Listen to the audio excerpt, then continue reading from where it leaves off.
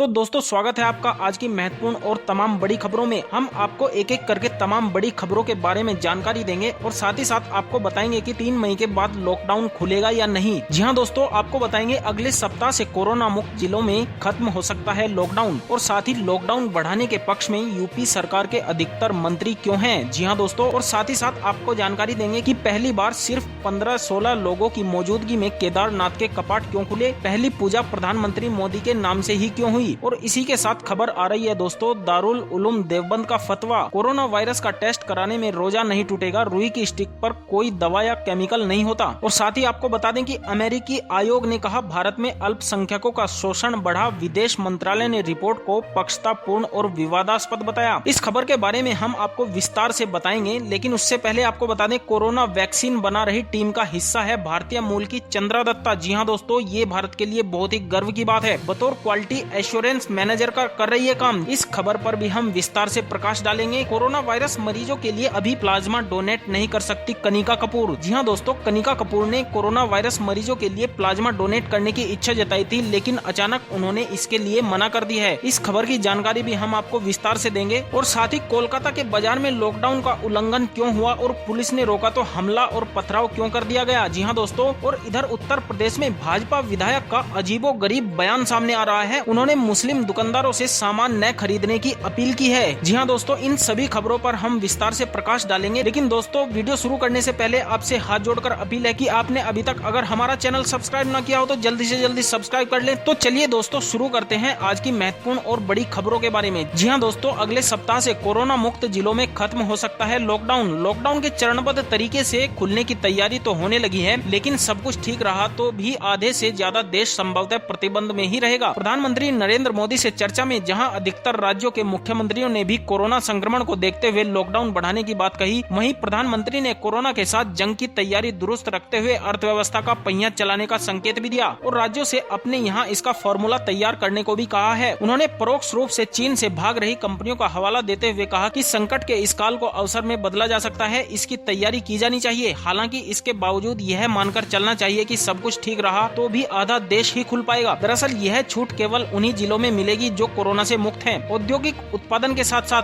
ई marketing को छूट मिलेगी। यह छूट केवल आवश्यक वस्तु तक सीमित नहीं रहेगी, लेकिन हवाई सेवा और रेल सेवा के साथ साथ corona red zone area, mall और सिनेमा घर भी बंद रहेंगे। स्कूल कॉलेज को खैर लंबे वक्त तक बंद रखेंगे। आखिरी निर्णय अंतिम दिन तक के नतीजों के बाद ही होगा। लॉकडाउन और बढ़ाने के पक्ष में है यूपी सरकार के अधिकतर मंत्री। जी हाँ दोस्तों, कोरोना संक्रमण से बचाव के लिए लागू किया गया लॉकडाउन ही सभी को अब सबसे मुख्य सुरक्षा कवच नजर आ रहा है। लॉकडाउन की अवधि बढ़ाने या न बढ़ाने के मुद्दे पर केंद्र सरकार के स्तर से चल रहे मंथन में उत्तर प्रदेश सरकार के अधिकतर मंत्री इसी पक्ष में हैं कि फिलहाल लॉकडाउन न खोला जाए। हालांकि निर्णय केंद्र सरकार को ही करना है। पहली बार सिर्फ 15-16 लोगों की मौजूदगी में केदारनाथ के कपाट खुले, पहली पूजा प्रधानमंत्री के नाम से की गई। जी हाँ दोस्तों, केदारनाथ धाम के पट बुधवार सुबह 6:10 पर खुले। उत्तराखंड में मौजूद यह 1000 साल पुराना मंदिर हर साल सर्दियों के 6 महीने बंद रहता है। इस बार कपाट खुलने के दौरान 15-16 लोग ही मौजूद रहे। पिछले साल कपाट खुलने के दिन 3000 लोगों ने केदारनाथ के दर्शन किए थे। केदारनाथ मंदिर के रावल कपाट खुलने के दौरान मौजूद नहीं थे, वे क्वारंटाइन हैं। देवस्थान बोर्ड के मीडिया प्रभारी डॉक्टर हरीश गौड़ ने बताया कि कपाट खुलने के बाद सबसे पहले प्रधानमंत्री नरेंद्र मोदी के नाम से पहली पूजा की गई। इसी दौरान सोशल डिस्टेंसिंग का पूरा ख्याल रखा गया। दारुल उलूम देवबंद का फतवा, कोरोना वायरस का टेस्ट कराने से रोजा नहीं टूटेगा, रुई की स्टिक पर कोई दवा या केमिकल नहीं होता। जी हाँ दोस्तों, दीनी तालीम के सबसे बड़े मरकज दारुल उलूम देवबंद ने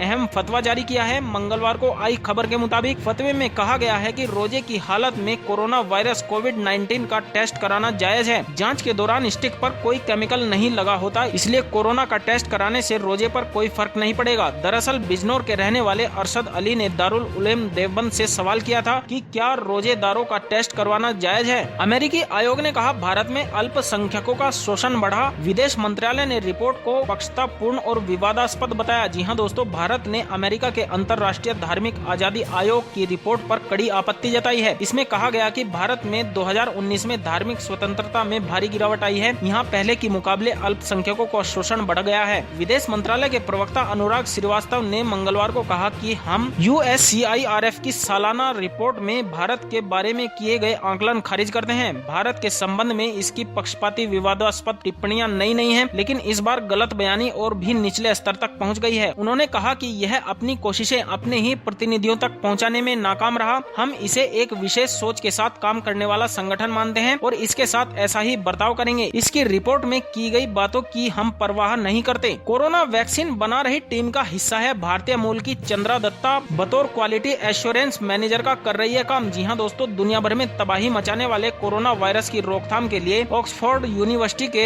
वैज्ञानिकों की एक टीम कोरोना की रोकथाम के लिए वैक्सीन डेवलप कर रहे हैं। इस टीम की खास बात यह है कि भारतीय मूल की एक महिला इस टीम का अहम हिस्सा है। कोलकाता की रहने वाली चंद्रा दत्ता इस टीम में बतौर क्वालिटी एश्योरेंस मैनेजर के तौर पर काम कर रही है। ऑक्सफोर्ड यूनिवर्सिटी की यह टीम संक्रमण के रोकथाम के लिए एंटीवायरल वेक्टर वैक्सीन डेवलप कर रहा है। कोरोना वायरस मरीजों के लिए अभी प्लाज्मा डोनेट नहीं कर सकती कनिका कपूर, जानिए क्यों। जी हाँ दोस्तों, बॉलीवुड सिंगर कनिका कपूर ने कोरोना वायरस को मात देने के बाद प्लाज्मा डोनेट करने की इच्छा जताई थी। हालांकि अभी सिंगर ऐसा नहीं कर सकती। दरअसल कनिका के प्लाज्मा डोनेट करने की इच्छा के बाद उनके सभी टेस्ट भी करवाए गए थे, जिसमें सभी टेस्ट की रिपोर्ट सही आई, लेकिन अभी सिंगर के हीमोग्लोबिन थोड़े कम है। इस वजह से डॉक्टर्स ने उन्हें कुछ दिन इंतजार करने के लिए कहा है। कोलकाता के बाजार में लॉकडाउन का उल्लंघन कर जुटी भीड़, पुलिस ने रोका तो हमला और पथराव किया। जी हाँ दोस्तों, पश्चिम बंगाल में लॉकडाउन का सही ढंग से पालन नहीं किया जा रहा है। हावड़ा के टिकियापाड़ा बाजार में मंगलवार को नियमों का उल्लंघन करते हुए भीड़ जुट गई। वहां मौजूद पुलिसकर्मियों ने लोगों से लॉकडाउन नहीं तोड़ने और वापस जाने को कहा तो भीड़ भड़क गई। नाराज लोगों ने ड्यूटी पर तैनात पुलिसकर्मियों पर हमला कर दिया। भीड़ ने पुलिस पर पथराव भी किया। इस हमले में 2 पुलिसकर्मी घायल हो गए। इससे पहले भी देश के कई राज्यों में पुलिसकर्मियों पर हमले की कई घटनाएं सामने आ चुकी हैं। बंगाल में कोरोना संक्रमण की स्थिति काबू करने की कोशिश के बावजूद 522 एक्टिव केस सामने आ चुके हैं। आज 2 संक्रमितों की मौत हो गई है। इसके साथ अब तक यहां मरने वालों की संख्या 22 हो चुकी है। राज्य के मुख्य सचिव राजीव सिन्हा के मुताबिक पिछले 24 घंटे में राज्य में 28 नए मामले सामने आए हैं। भाजपा विधायक का अजीबोगरीब बयान, कहा मुस्लिम दुकानदारों से न खरीदे सब्जियां। जी हां दोस्तों, देवरिया के बरहज विधानसभा क्षेत्र के भाजपा विधायक सुरेश तिवारी का एक विवादित बयान सामने आया है। कोरोना के इस महामारी में वीडियो वायरल होने के बाद राजनीतिक गलियारों में चर्चाओं का बाजार गर्म हो गया है। वीडियो में उन्होंने अपने समर्थकों से मुस्लिम समुदाय के सब्जी विक्रेताओं से सब्जी न लेने की बात कर रहे हैं। उधर मुस्लिम समुदाय के लोग पुलिस को ट्वीट कर कार्रवाई की मांग भी कर रहे हैं। ट्रंप बोले कोरोना को फैलने से रोक सकता था चीन, हम जांच कर रहे हैं, समय आने पर देंगे मुंहतोड़ जवाब। जी हां दोस्तों, महामारी कोरोना वायरस को लेकर दुनिया के 2 सबसे ताकतवर मुल्क अमेरिका और चीन आमने सामने हैं। हालात इतने बिगड़ गए हैं कि अमेरिकी राष्ट्रपति लगातार चीन को खुली चेतावनी दे रहे हैं। डोनाल्ड ट्रंप ने सोमवार को व्हाइट हाउस में पत्रकारों से बात करते हुए कहा कि चीन कोरोना वायरस को फैलने से रोक सकता था, हम जांच कर रहे हैं और आपको उचित समय पर बताएंगे। अमेरिकी राष्ट्रपति ने चीन पर हमला साधते हुए कहा कि ऐसे कई तरीके हैं जिनसे आप उन्हें जवाबदेह बना सकते हैं। हम बहुत गंभीर जांच कर रहे हैं, जैसा कि आप शायद जानते हैं, और हम चीन से खुश नहीं हैं। डोनाल्ड ट्रंप ने आगे कहा कि हम पूरी स्थिति में खुश नहीं हैं, क्योंकि हमारा मानना है कि कोरोना वायरस को फैलने से रोका जा सकता था, यह पूरी दुनिया में नहीं फैलता। सिंगापुर के शोधकर्ताओं का आकलन, पूरी दुनिया से वायरस का 100% खात्मा 9 दिसंबर तक, भारत में 26 जुलाई तक समाप्त हो जाएगा। जी हाँ दोस्तों, कोरोना वायरस से दुनिया त्राहिमाम कर रही है। अब तक 2 लाख से ज्यादा मौतें हो चुकी हैं, 30 लाख से ज्यादा लोग संक्रमित हैं, आधी आबादी घरों में कैद है। इन सब के बीच कुछ देशों में लॉकडाउन में ढील भी दी जा रही है, लेकिन लोगों के जहन में सबसे बड़ा सवाल यही है कि आखिर कोरोना से दुनिया को मुक्ति कब मिलेगी, लॉकडाउन पूरी तरह से खत्म कब होगा, हम पहले जैसी जिंदगी फिर से कब जी पाएंगे। इन्हीं सवालों के बीच में सिंगापुर से एक उम्मीदों वाली खबर आई है। Singapore university of technology and design के शोधकर्ताओं ने artificial intelligence driven data analysis के जरिए बताया है कि दुनिया से कोरोना वायरस कब खत्म होगा। अध्ययन के मुताबिक दुनिया के सभी देशों से कोरोना का अंत 9 दिसंबर 2020 तक खत्म हो जाएगा। भारत में ये पूरी तरह 26 जुलाई तक खत्म हो जाएगा। अमेरिका में 27 अगस्त तक खत्म होने का अनुमान है। इसी तरह स्पेन में 7 अगस्त तक और इटली में 25 अगस्त तक पूरी तरह से कोरोना समाप्त होगा। 3 मई के बाद भी बंद रह सकते हैं school, mall, public transport. Lockdown पर फैसला शनिवार से पहले संभव नहीं। जी हाँ दोस्तों, देश में शैक्षणिक संस्थान, शॉपिंग मॉल्स, धार्मिक स्थल और पब्लिक ट्रांसपोर्ट 3 मई के बाद भी बंद रहने की संभावना है। एक अधिकारी ने न्यूज एजेंसी को बताया कि देश में 3 मई तक जारी लॉकडाउन बढ़ाया जाएगा या नहीं, इस पर हफ्ते भर में फैसला ले लिया जाएगा। अधिकारी ने कहा कि मुख्यमंत्रियों के साथ 3 घंटे तक चली वीडियो कॉन्फ्रेंसिंग के बाद जो डेवलपमेंट सामने आए हैं, उनके मुताबिक ग्रीन जोन में आने वाले जिलों में सीमित संख्या में निजी वाहनों के संचालन को मंजूरी दी जा सकती है। अब तक 29,451 केस। केंद्रीय मंत्री नकवी ने कहा, जमातियों ने पहले देश भर में संक्रमण फैलाया, अब कोरोना वॉरियर बनना चाहते हैं। जी हाँ दोस्तों, केंद्रीय मंत्री मुख्तार अब्बास नकवी ने तबलीगी जमात पर निशाना साधा। उन्होंने कहा कि पहले जमातियों ने देश भर में संक्रमण फैलाया। अब प्लाज्मा डोनेट करने की सिफारिश करके कोरोना वॉरियर बनना चाहते हैं। तबलीगी अपने गुनाहों पर शर्म करने की बजाय लाखों कोरोना योद्धाओं का अपमान कर रहे हैं। नकवी ने पहले भी जमातियों की वजह से फैले संक्रमण को तालिबानी जुर्म बताया। उन्होंने इसके लिए कड़ी से कड़ी सजा देने की मांग की। तो दोस्तों आज के लिए बस इतना ही। कल फिर मिलेंगे, तब तक के लिए धन्यवाद।